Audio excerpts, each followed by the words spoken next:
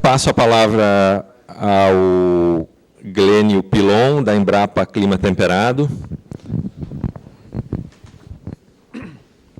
Obrigado, Jean. Bom dia a todos e todas. Uma alegria muito grande poder estar aqui. Sérgio, e Potira, queria agradecer a vocês pelo convite. E também, acho que a Potira se esforçou um monte para nos brindar com a melhor participação possível no evento. A gente é muito grato por isso, um carinho muito grande por essa instituição. Fiz meu doutorado aqui, vejo muitos amigos, queria destacar aqui o Gervásio, o Fiorese, Verona, enfim, tantas outras pessoas conhecidas, e que são grandes parceiros da Embrapa. É uma distinção muito grande para a gente estar aqui. Acho que a temática é extremamente desafiadora, e acho que não dá para a gente falar sobre alimentos sem a gente falar sobre a agricultura e sobre o agricultor. O alimento não chega de graça na nossa mesa, tem toda uma trajetória, tem toda uma cultura, tem todo um saber fazer por trás. Eu queria explorar um pouquinho, evidentemente puxando um pouco a brasa para o assado da empresa onde eu atuo. Eu queria dizer que a Embrapa onde eu atuo ela é diferente, e muitas pessoas que estão aqui sabem o porquê. Eu acho que para a gente entender um pouquinho essa pressão toda e esse sinal que a sociedade nos aponta hoje, que é imperioso a gente trabalhar nessa lógica de produzir, mas produzir de forma sustentável, uma comida boa, uma comida de qualidade que tem a ver com o território, com a cultura, com o saber fazer, acho que é preciso entender muito brevemente algumas transformações que nós estamos vivendo. E essas transformações, é difícil a gente percebê-las quando nós estamos no meio delas.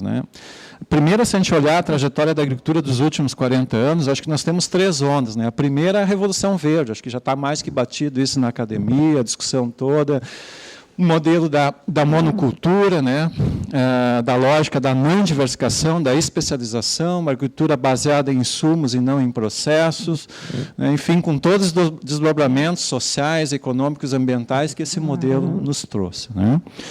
Acho que uma segunda onda, que é o que nós estamos vivendo hoje, acho que vocês têm acompanhado muito fortemente, é uma lógica que diz o seguinte: não dá mais para trabalhar a monocultura, porque ela é insustentável, mas nós temos uma nova lógica, que é uma lógica interessante, mas ela não é plena, ela não é completa, que é a lógica dos sistemas integrados de produção. Nós temos aí os sistemas agroflorestais como um belo exemplo disso, nós temos os sistemas de integração lavoura-pecuária, ou lavoura-pecuária-floresta. Acho que é um novo modelo, um novo paradigma.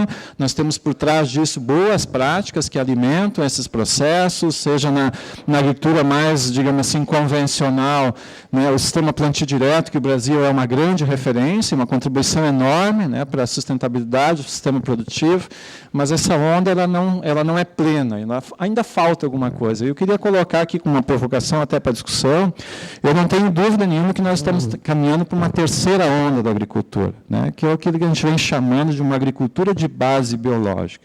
Por quê? Porque essa agricultura que está aí, esse modelo que está colocado, baseado em insumos e não em processos, e nós temos uma dependência dos agricultores, das cadeias muito grande aos insumos, e hoje, se você dialogar com qualquer dirigente de qualquer cadeia produtiva, tem 2 pontos que são apontados, e o programa de pós-graduação trabalha muito forte essa questão da competitividade das cadeias produtivas.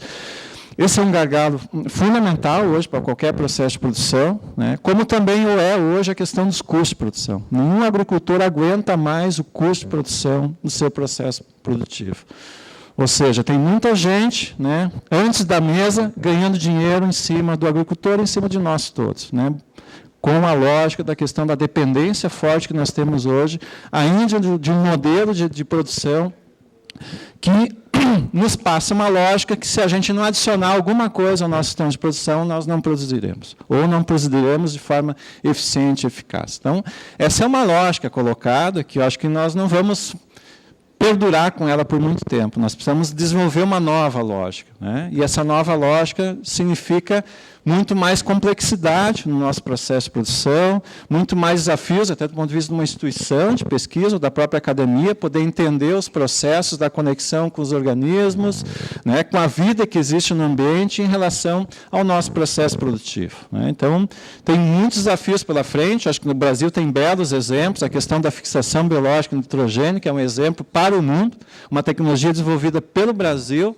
né, que é uma referência até hoje, né, que economiza mais de 20 bilhões de dólares ao ano em nitrogênio, só para a cultura da soja, mas nós temos muitos desafios pela frente, como incorporar esse processo em outras culturas, inclusive em gramíneas, como massificar isso, como trabalhar toda a diversidade de organismos que são promotores de crescimento, que podem estimular a planta a crescer mais, ser mais eficiente no uso de nutrientes e por aí afora. Acho que nós temos toda uma complexidade a partir da compreensão dos processos, dos mecanismos, que toca a nós, a academia e as instituições de ciência e tecnologia, especialmente públicas. Então, acho que nós estamos já começando a viver uma terceira onda que vai nos forçar a trabalhar muito fortemente os ativos de base biológica, seja o conhecimento dos processos, mecanismos, ou sejam propriamente insumos de base biológica, para a gente poder, no mínimo, substituir, né, a dependência grande que a gente tem hoje sobre os insumos químicos. Então, acho que fazer esse resgate é importante para a gente entender o momento que a gente está vivendo e o porquê dessa pressão toda da sociedade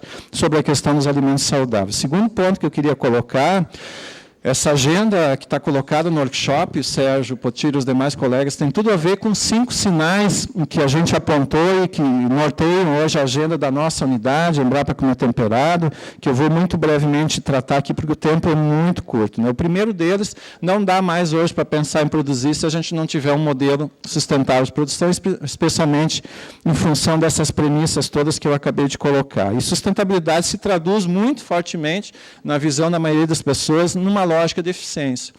Eficiência do uso dos nutrientes, eficiência do uso da água, eficiência do uso da energia, do uso racional, quando ainda é necessário, no sistema de produção, num processo de transição, inclusive dos agrotóxicos, né? Nós precisamos trabalhar várias lógicas que conectam essa questão da eficiência, porque se traduz numa série de benefícios, tanto econômicos quanto ambientais e sociais, né? Enquanto a gente não chega lá na famosa terceira onda, né? Segunda preocupação de todo o globo hoje, com a questão das mudanças climáticas. E aí nós precisamos aprender muito com os agricultores.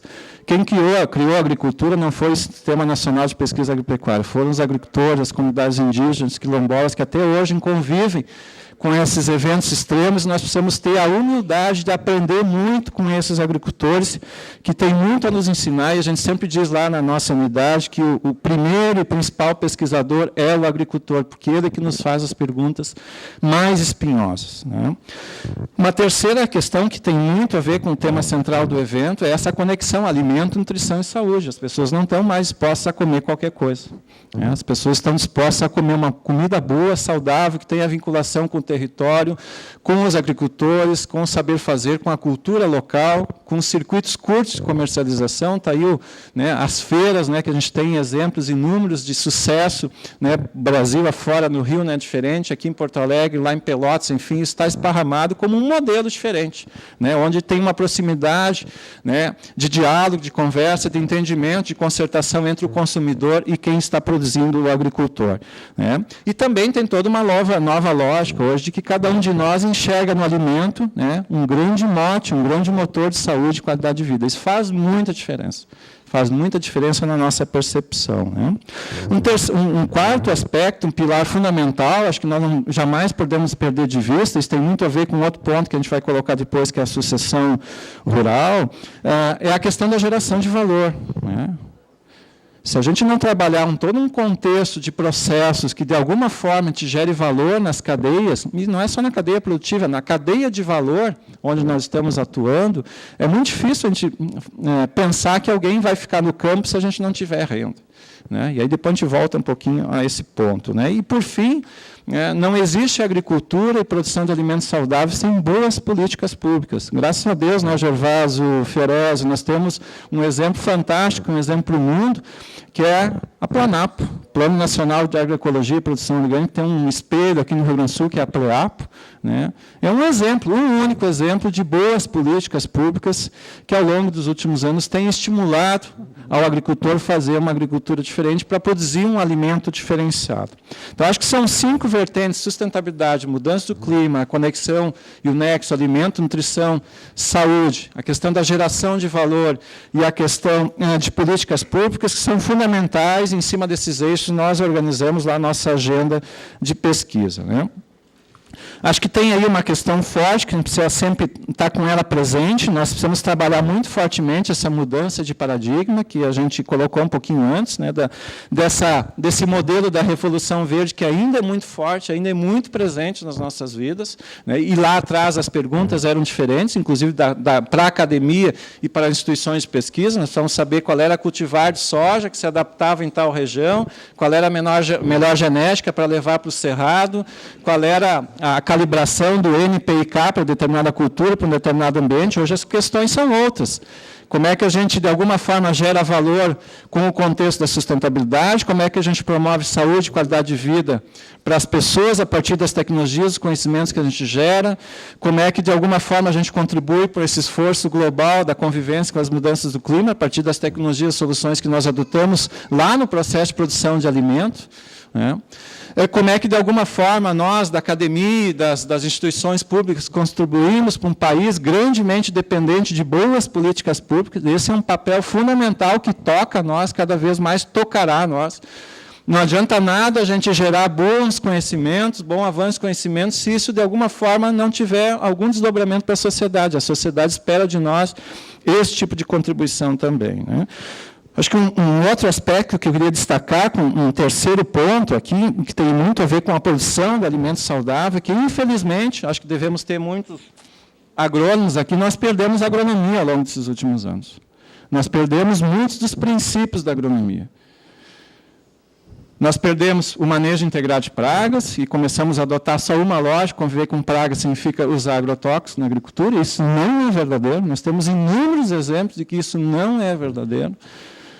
Nós temos problemas seríssimos hoje, pasmem, em 2016, de manejo e conservação do solo e da água, e esses princípios são dominados há mais de 200, 300 anos. Esses princípios não mudaram, né? Continua sendo importante manter cobertura do solo, adicionar resíduos para produzir matéria orgânica, melhorar a vida, a qualidade do solo.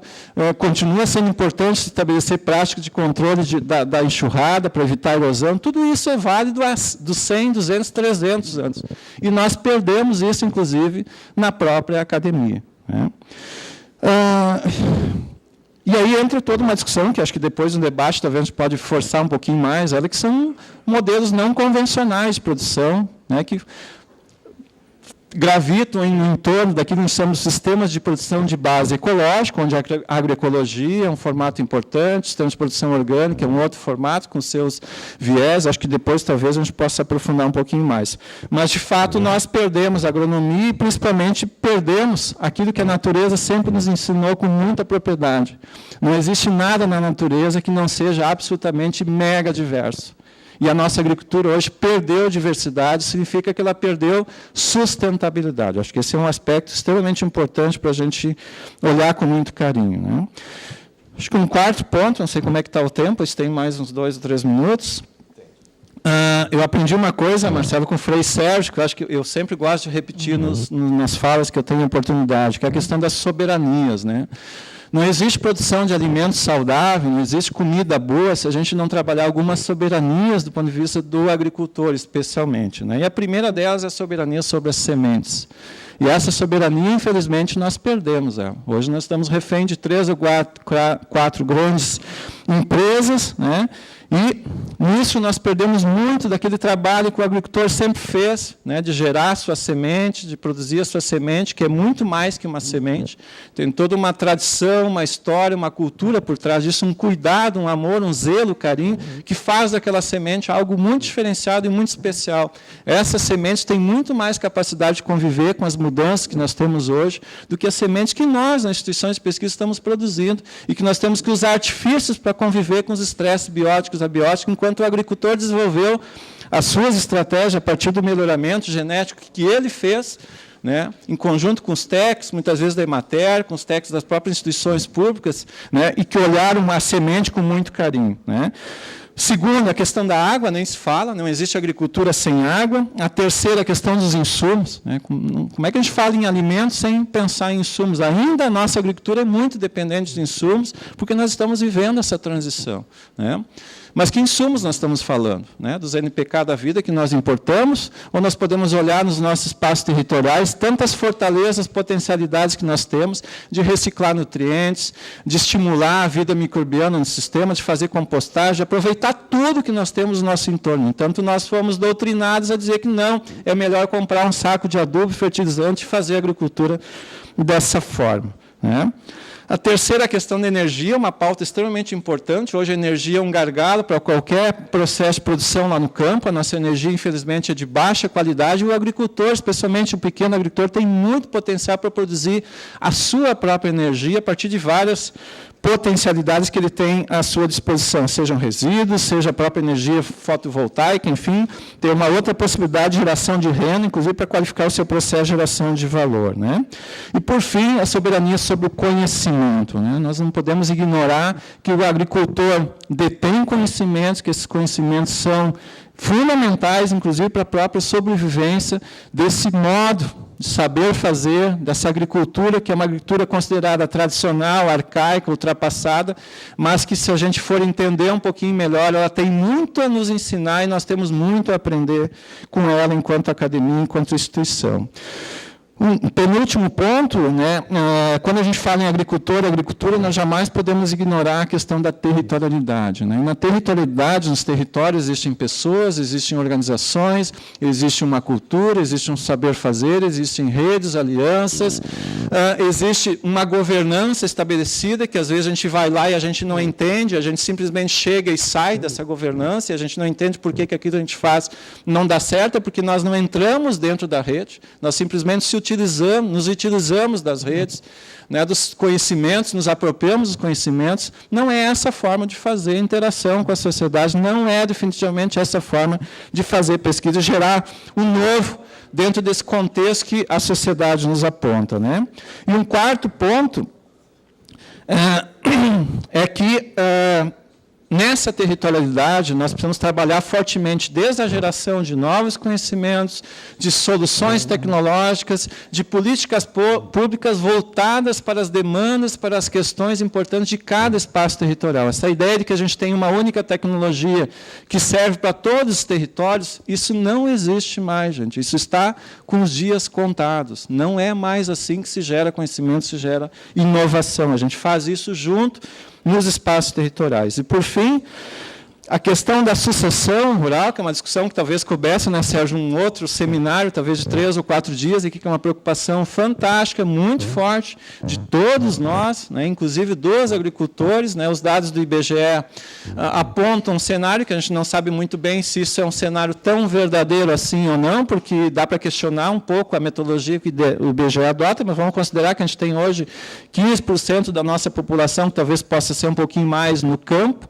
Mas a preocupação muito forte dos agricultores é quem fará essa agricultura que nós queremos para nós no futuro, né? E como é que a gente garante que os jovens, que muitos que migraram para a cidade, de alguma forma possam ser empreendedores e olhar para o campo não só como um espaço simplesmente de produção de alimentos saudáveis, inclusive, mas como um espaço onde a gente possa agregar outros serviços, né, articular a produção de alimentos com a cultura, com o saber fazer, com a gastronomia, né, com o turismo, com o ecoturismo, enfim, com tantas outras possibilidades que esse campo nos oferece. E, de novo, nós fomos doutrinados a imaginar que o campo só produz comida. E não, isso também não é verdadeiro. Então, algumas provocações para a gente discutir depois, no tempo das perguntas. Muito obrigado.